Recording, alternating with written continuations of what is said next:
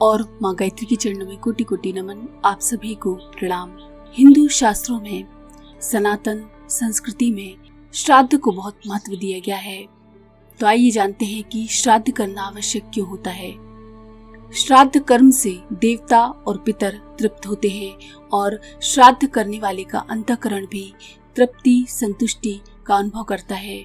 बूढ़े बुजुर्गों ने हमारी उन्नति के लिए बहुत कुछ किया है, तो उनकी सद्गति के लिए हम भी कुछ ऐसा करें तो हमारे हृदय में भी तृप्ति संतुष्टि का अनुभव होता है। गरुड़ पुराण में श्राद्ध की महिमा गाई गई है। गरुड़ पुराण में कहा गया है कि समय अनुसार श्राद्ध करने से कुल में कोई दुखी नहीं रहता।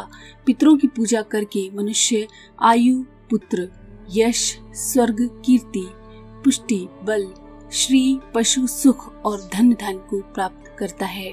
देव कार्य से भी पितृ कार्य का विशेष महत्व है। देवताओं से पहले पितरों को प्रसन्न करना अधिक कल्याणकारी होता है, ऐसा गरुड़ पुराण में कहा गया है। आगे कहा गया है, अमावस्या के दिन पितृगण वायु रूप में घर के दरवाजे पर उपस्थित रहते हैं और अपने स्वजनों से श्राद्ध की अभिलाषा करते हैं। जब तक सूर्यास्त नहीं हो जाता तब तक वे भूख प्यास से व्याकुल होकर वहीं खड़े रहते हैं। सूर्यास्त हो जाने के पश्चात वे निराश होकर दुखित मन से अपने अपने लोगों को चले जाते हैं। अतः अमावस्या के दिन प्रयत्न पूर्वक श्राद्ध अवश्य करना चाहिए। यदि पितृजनों के पुत्र तथा बंधु बांधव उनका श्राद्ध करते हैं और गया तीर्थ में जाकर इस कार्य में प्रवृत्त होते हैं तो वे उन्हीं पितरों के साथ ब्रह्मलोक में निवास करने का अधिकार प्राप्त करते हैं। उन्हें भूख प्यास कभी नहीं लगती, इसीलिए विद्वान को प्रयत्न पूर्वक यथाविधि शाकपात से भी पितरों के लिए श्राद्ध अवश्य करना चाहिए। भगवान विष्णु गरुड़ से कहते हैं, जो लोग अपने पितृगण, देवगण, ब्राह्मण तथा अग्नि की पूजा करते हैं वे सभी प्राणियों की अंतरात्मा में समाविष्ट मेरी ही पूजा करते हैं। शक्ति के अनुसार विधि पूर्वक श्राद्ध करके मनुष्य ब्रह्म पर्यंत समस्त चराचर जगत को प्रसन्न कर देता है। हे आकाश चारिन गरुड़, पिशाच योनि में उत्पन्न हुए पितर मनुष्य के द्वारा श्राद्ध में पृथ्वी पर जो अन्न बिखेरा जाता है उससे संतृप्त होते हैं। श्राद्ध में स्नान करने से भीगे हुए वस्त्रों द्वारा जो जल पृथ्वी पर गिरता है उससे वृक्ष योनि को प्राप्त हुए पितरों की संतुष्टि होती है। उस समय जो गंध तथा जल भूमि पर गिरता है उससे देव योनि को प्राप्त पितरों को सुख प्राप्त होता है। जो पितर अपने कुल से बहिष्कृत हैं, क्रिया के योग्य नहीं है, संस्कारहीन और विपन्न हैं, वे सभी श्राद्ध में विक्रान्न और मार्जन के जल का भक्षण करते हैं।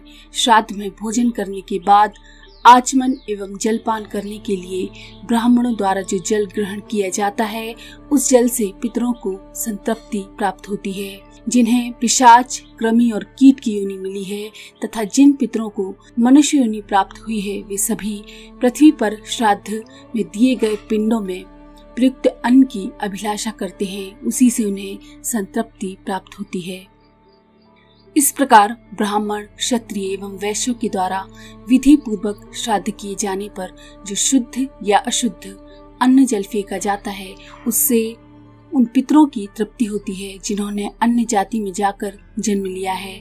जो मनुष्य अन्याय पूर्वक अर्जित किए गए पदार्थों से श्राद्ध करते हैं उस श्राद्ध से नीच योनियों में जन्म ग्रहण करने वाले चांडाल पितरों की तृप्ति होती है। आगे विष्णु भगवान कहते हैं, हे पक्षिण, इस संसार में श्राद्ध के निमित्त जो कुछ भी अन्न, धन आदि का दान अपने बंधु बांधवों के द्वारा किया जाता है वह सब पितरों को प्राप्त होता है। अन्न, जल और शाकपात आदि के द्वारा यथा सामर्थ्य के अनुसार जो श्राद्ध करता है वह सब पितरों की तृप्ति का हेतु है। आइए अब हम जानते हैं कि जो लोग श्राद्ध नहीं कर सकते, जिनके पास श्राद्ध करने का टाइम नहीं है, वो कैसे पितरों को खुश कर सकते हैं। अगर पंडित से श्राद्ध नहीं करा पाते तो सूर्य नारायण के आगे अपने बाहों को खुले करके दोनों हाथ ऊपर करके बोले, हे सूर्य नारायण, मेरे पिता, उनका नाम लें, उनके गोत्र का नाम लें, अपना नाम लें, उसके बाद अपनी जाति का नाम लें और कहें, यदि आपको अपने गोत्र का नाम याद नहीं है तो आप ब्रह्म गोत्र बोल सकते हैं। जल देते हुए, अर्घ देते हुए आप बोले कि आप संतुष्ट सुखी रखें हमारे पितरों का। इस निमित्त में आपको अर्घ व भोजन कराता हूँ। ऐसा करके आप सूर्य भगवान को अर्घ दें और भोग लगाएं।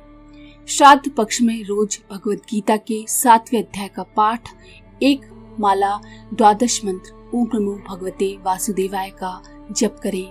गायत्री मंत्र का 108 बार जप करें और ओम ह्रीम श्रीम क्लीम स्वधा देव्ये स्वाहा इसकी 108 जाप करनी चाहिए और उस पाठ या माला का फल नित्य अपने पितृ को अर्पण करना चाहिए। यदि आप पंडित से श्राद्ध नहीं करा सकते हैं तो इस तरह से आप खुद भी सूर्य को अर्घ देते हुए पितरों का श्राद्ध कर सकते हैं, उनको संतुष्ट कर सकते हैं। कहते हैं कि औरंगजेब को जब शाहजहां यानी उनके बेटे ने कैद कर लिया था और उसे भूख से तड़पाता था, खाना पीना नहीं देता था, तब शाहजहां ने अपने बेटे को लिख कर भेजा था कि धन्य है हिंदू जो अपने मृतक माता पिता को भी खीर और हलवे पूरी से तृप्त करते हैं और तू जिंदे बाप को भी एक पानी की मटकी तक नहीं दे सकता। तुझसे तो वे हिंदू अच्छे हैं जो मृतक माता पिता की भी सेवा करते हैं।